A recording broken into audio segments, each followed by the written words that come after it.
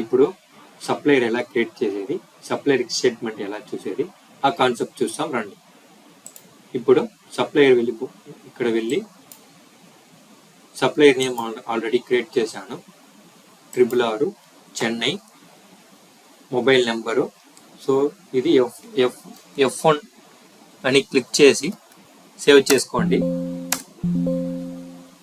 మీ ఇప్పుడు వచ్చి పర్చేస్కి వెళ్ళి ఆ పర్చేస్లో క్రియేట్ చేసిన 666ని మీ సప్లయర్ ఎవరో అతన్ని క్లిక్ చేసి అతని డీటెయిల్స్ అన్ని చెక్ చేసుకోండి.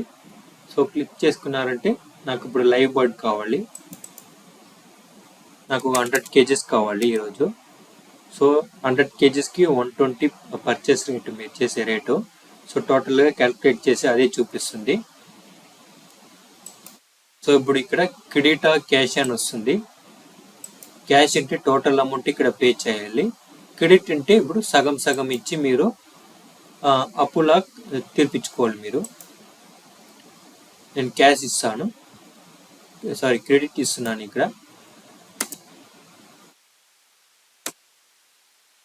10,000 ఇస్తున్నాను. సో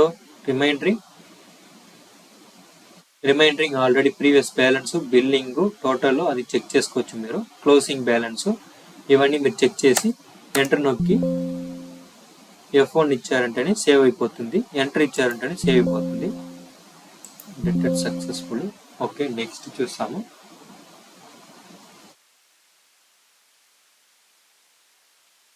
పర్చేస్ డీటెయిలింగ్ చూస్తాము. పర్చేస్ మాస్టర్ దీంట్లో వెళ్ళి కన్సాలిడేట్ రిపోర్టు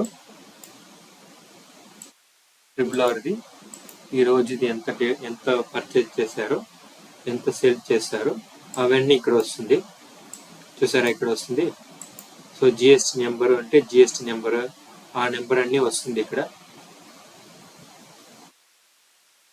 అన్ని మెన్షన్ చేస్తుంది. సో నెక్స్ట్ చూసారంటే డేటు, ప్రింట్ అయిన డేటు అన్నీ మీకు వస్తుంది. కన్సాలిడేట్ రిపోర్ట్ ఇది. పర్చేస్ డీటెయిల్స్ చూసారంటే 666 అని ఒక పర్చేస్ డీటెయిల్కి రిపోర్ట్ చూపిస్తున్నాము. అతనిది టోటల్ రిపోర్ట్ ఇక్కడ వస్తుంది. Last report 8th bill, 9th bill, date, supply invoice number, invoice amount అవన్నీ ఇక్కడ వస్తుంది. సో అన్నీ ఇక్కడ వస్తుంది. మీకు టోటల్గా 24,000 వాళ్ళ దగ్గర నుంచి మనము తీసుకున్నాము. అలాంటి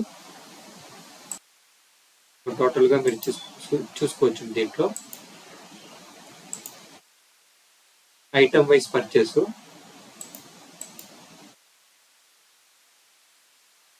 ఐటమ్ వైజ్ ఎలా పర్చేజ్ చేస్తున్నారు, లైవ్ బర్డ్ ఎంత పర్చేజ్ చేసినారు, క్వాంటిటీ, సో అమౌంట్ అవన్నీ మీరు చెక్ చేసుకోవచ్చు. మీది ఈ రోజులో మాత్రం ఇంత క్వాంటిటీ తీసుకున్నారు. సో అలాంటి కాన్సెప్ట్ అన్నీ ఉన్నాయి దీంట్లో.